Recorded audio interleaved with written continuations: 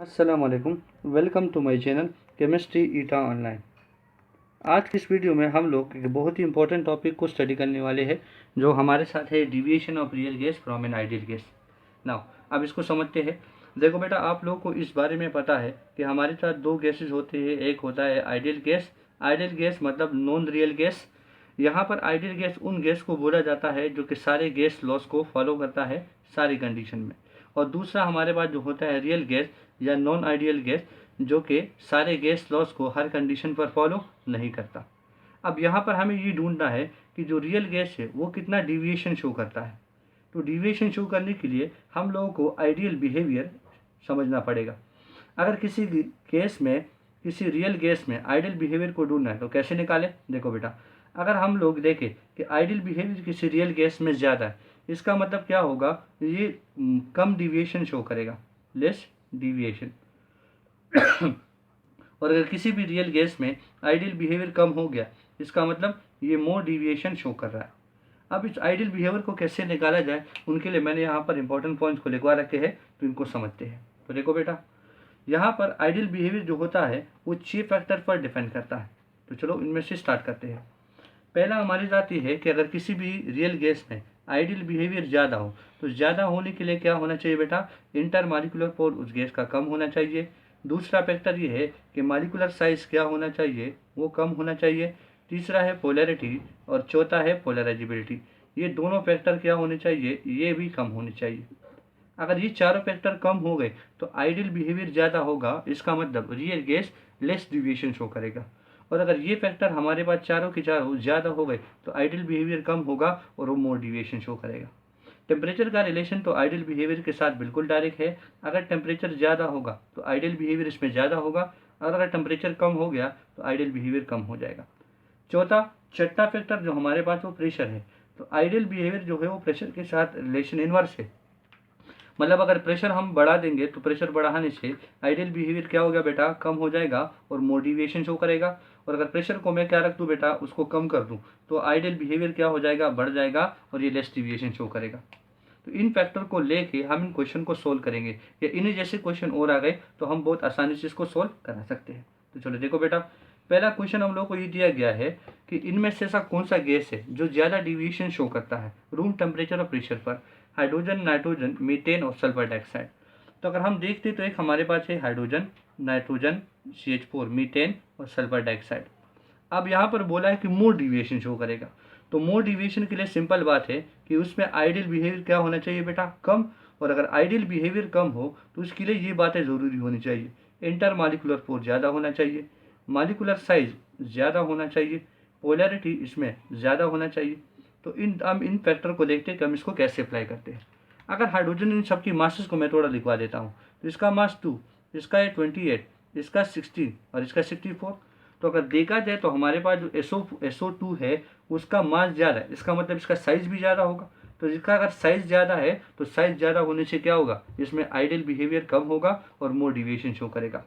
दूसरा फैक्टर क्या है, SO2 जो होता है बेटा, SO2 इज पोलर। तो अगर SO2 देखा जाए तो सल्फर बिलोंग टू 6 ग्रुप, ये छठे ग्रुप से ताल्लुक रखता है। तो ये क्या है, 2 ऑक्सीजन के साथ डबल बॉन्ड बनाता है और एक लोन पेयर भी बचा। किसी सेंट्रल एटम पर लोन पेयर होता है तो this molecule is said to be what, polar. और अगर पोलर होगा इसका मतलब इसमें इंटरमॉलिक्यूलर फोर्स होगा, मतलब वंडरवाल फोर्सेज एग्जिस्ट है।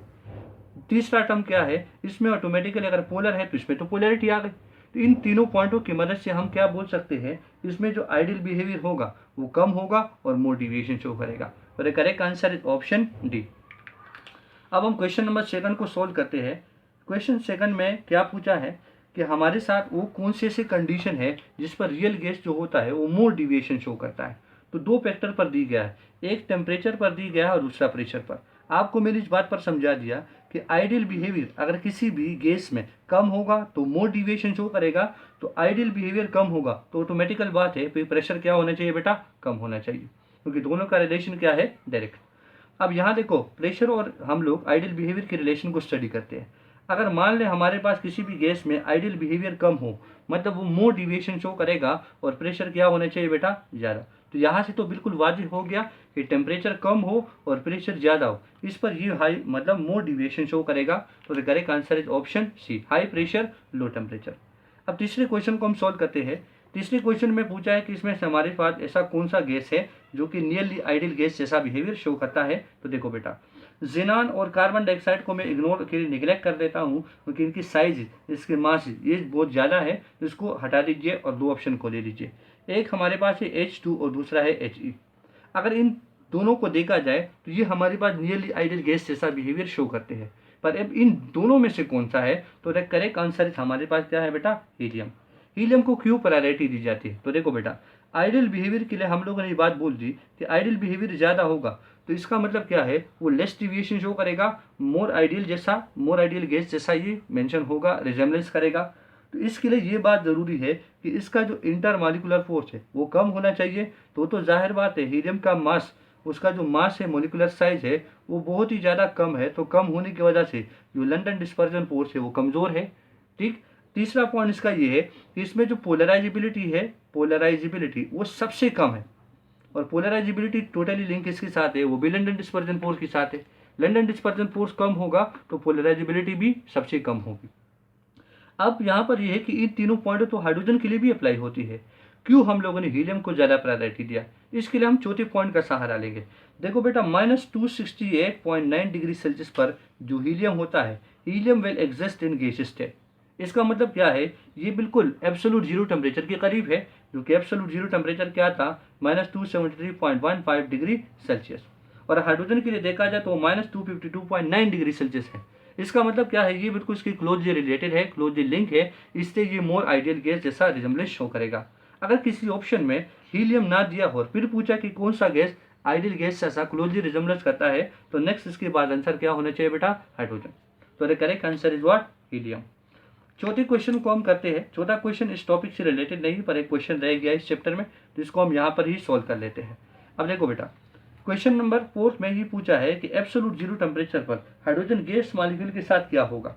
मतलब उसके साथ सिर्फ ट्रांसलेटरी मोशन होगा, वाइब्रेटरी होगा, रोटेशनल होगा, या सारे मोशन स्टॉप हो जाएंगे। तो आप सभी को ये बात मालूम है कि एब्सोल्यूट जीरो टेम्परेचर हमारे पास क्या होता है। एब्सोल्यूट जीरो टेम्परेचर हमारे पास उन टेम्परेचर को बोलते हैं जो हमारे साथ है -273 डिग्री सेल्सियस के बराबर या 0 केल्विन के बराबर।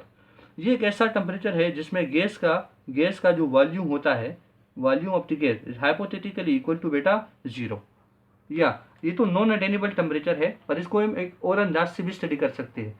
ये हमारे पास एक ऐसा टेम्परेचर होता है जिसमें सारे जितने भी गैस मॉलिक्यूल होते हैं, ऑल गैसेज, जिसके जितने भी मोशंस होते हैं, all the motions are stopped.